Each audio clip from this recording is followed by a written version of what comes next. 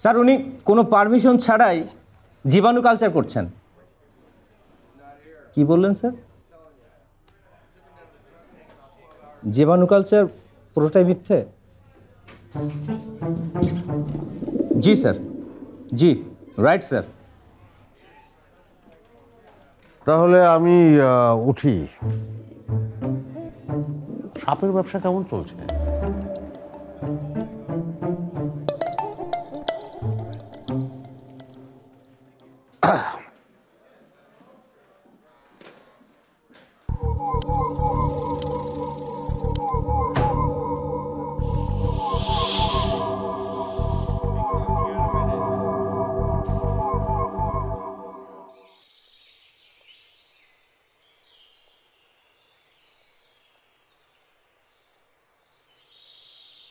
বাবা মারা যাওয়ার পরে লিটনের মধ্যেও এক ধরনের অস্বাভাবিকতা দেখা দেয়।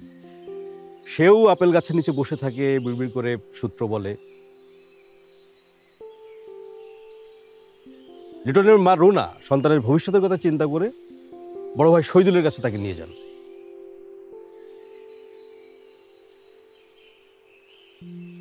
শহীদুল অবশ্য ঢাকাতে একাই থাকতেন, কারণ যৌবনে সে প্রেমে ব্যর্থ হওয়াতে নারীর প্রতি তার এক ধরনের ক্ষোভ ছিল, সে কারণে সে কখনো বিয়ে করেনি। রোনাকে এবং লিটনকে দেখে সে ভীষণ খুশি হয়।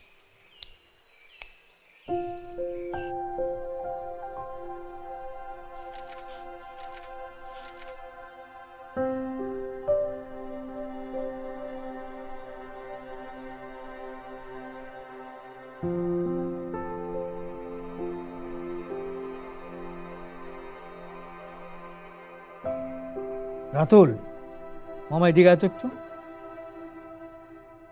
এদিকে দেখ তো বাবা, এটা তোর কাছে কি শুধু আপেল মনে হচ্ছে নাকি অন্য কিছু? আমার নাম তো রাতুল না, আমার নাম হইতেছে আইজ্যাক নিউটন। কে বলেছে তোর নাম আইজ্যাক নিউটন? তুই হচ্ছিস রাতুল আহমেদ। না, আমার নাম আইজ্যাক নিউটন। আব্বাই কইছে আমি বড় হয়ে নিউটনের মতন বিখ্যাত বিজ্ঞানী হমু, তাই আমার নাম আইজ্যাক নিউটন।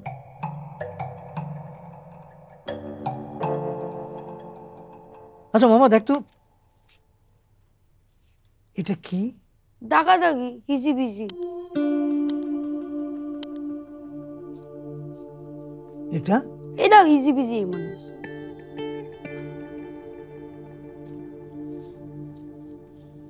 এটা দেখ কি? হিজিবিজি দাগ, লতানি লতানি। ও